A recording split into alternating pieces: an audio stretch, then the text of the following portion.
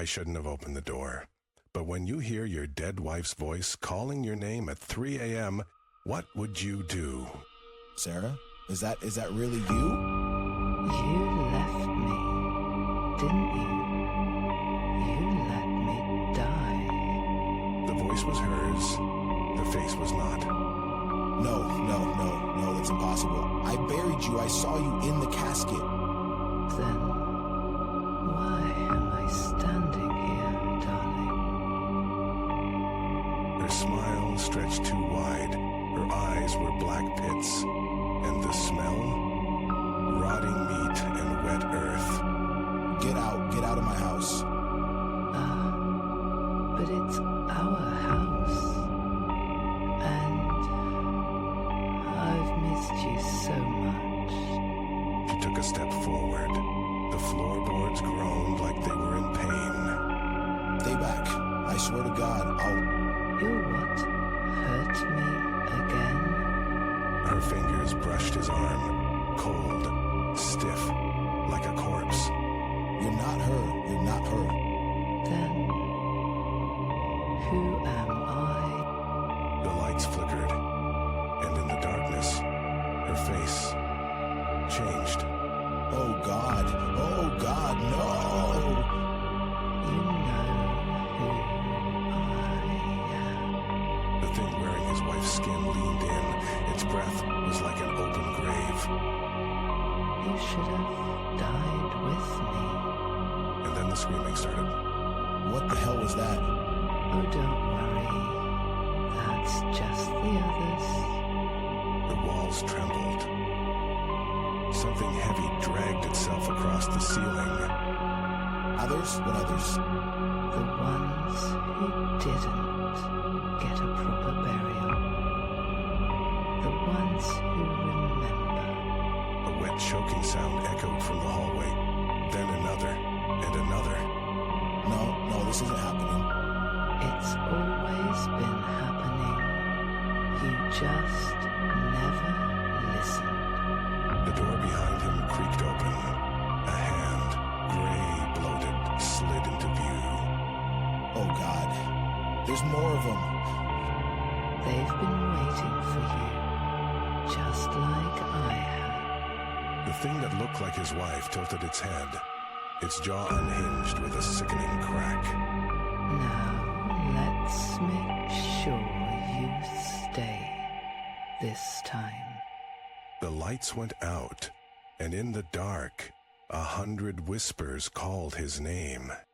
Make it stop. Mm-hmm. You'll wake them up properly. And trust me, you don't want that. The floor beneath him squirmed. Not shake, breathing. Around the darkness, we tried to warn you. A new voice, raspy, like dry leaves in a coffin.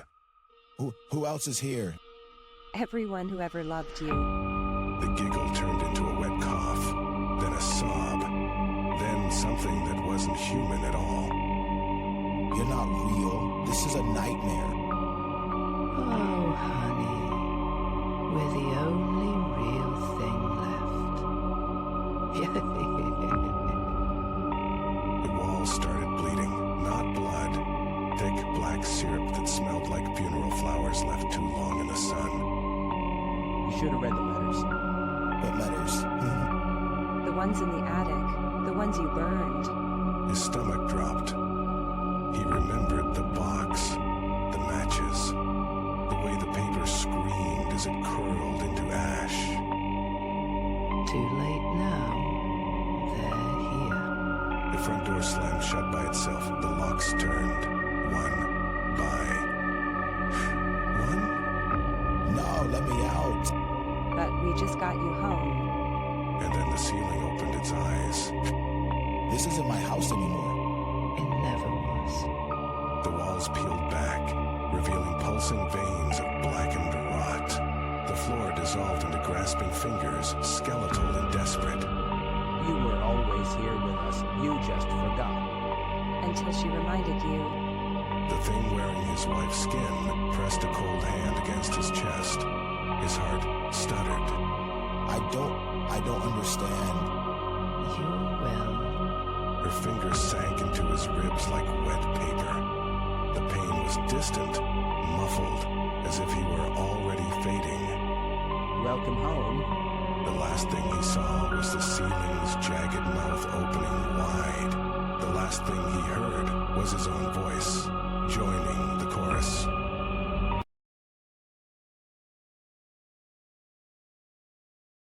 My neighbor's dog hasn't stopped barking for 3 days. But here's the thing. It died last week. You hear that? It's back. That's not possible. We buried it. The scratching at the door was slow, deliberate. Like whatever was out there knew exactly how to make us panic. Maybe it's just the wind. The wind doesn't whimper. Then the knocking started. 3 soft taps. Then silence. Who the hell knocks at 3 a.m.? No one alive. The door creaked open on its own. The hallway was empty. But the smell. Rotting meat and wet fur. Close it now. Something growled from the darkness. Not a dog. Not anymore. It's inside. How do we stop it? The barking started again. But this time, it was coming from the basement. We don't have a basement. The floorboards groaned. Something was climbing up. Ren, But the front door was gone. Just a solid wall where it used to be. It's playing with us. The barking turned to laughter. Human laughter. That's not the dog. The lights flickered. In the flashes we saw it. Long limbs, too many teeth, eyes blacker than the night. It's wearing the dog's collar. Then the lights went out for good. don't move, don't breathe. Something wet dripped onto my shoulder. It's right behind you. The last thing I heard was its voice. Not a bark, not a growl. Words. Who's a good boy? Then the screaming started. It's still in here. I can feel it. The air, it's so cold. A wet, ragged breath echoed from the corner of the room. Too close. We need to get out, now. The window. The glass shattered before she could finish. But nothing came in. The shards flew outward. Like something had broken in from the inside. That's not how physics works. None of this is. The laughter came again, but now was everywhere. Above us, below us, inside our heads. It's not just one thing. There's more. Shadows peeled off the walls. Shapes that shouldn't exist. Too many legs. Too many eyes. Safety. Wear collars too. The first one lunged. What the? We scrambled, but the hallway stretched longer than it should have. Doors appeared where there were none. It's changing the house. It's not the house. It's us. We're not where we think we are. A door creaked open behind us. The smell of wet fur poured out. Don't look back. Of course I did. Oh, God. The thing in the doorway wasn't a dog. It wasn't human. It was something wearing skin like a poorly fitted suit. It's smiling. Then it spoke again. Who's next? The light flickered one last time. We're not alone. And then, from every shadow, every corner, whispers. Good boy, good boy, good boy. The house began to breathe. He's not a house anymore, it's alive. We have to get out. The front door reappeared, swinging open on its own. Moonlight spilled in, but the street outside was wrong. That's not our neighborhood. The houses across the street were identical. Same broken windows, same peeling paint, Same shadowy figures standing in every doorway. They're all watching us. We can't stay here. The thing behind us giggled, a wet, choking sound. Fine, we run. We bolted for the door. The second we crossed the threshold, the street twisted. The road. It's moving.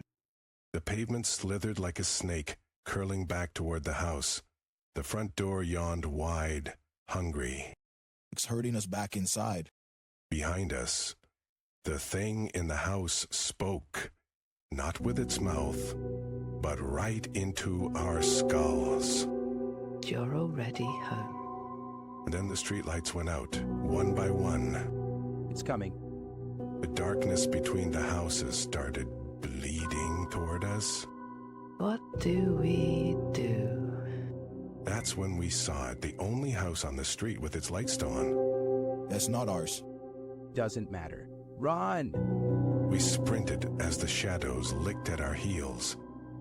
The front door of the lit house swung open just as we reached it. It's a trap. But the thing behind us laughed, and suddenly we knew. There's no way out. Because inside the new house, sitting in a chair by the fire, was us. Smiling. Waiting. And behind them, the shadows whispered. Who's a good boy? They're not us. They never were. The shadows pooled at their feet, swirling into collars around their throats. The thing from the first house stepped forward, its form melting into something older, hungrier. It was never about the dog. The laughter swelled, shaking the walls. The last thing I saw was my own face leaning in, whispering.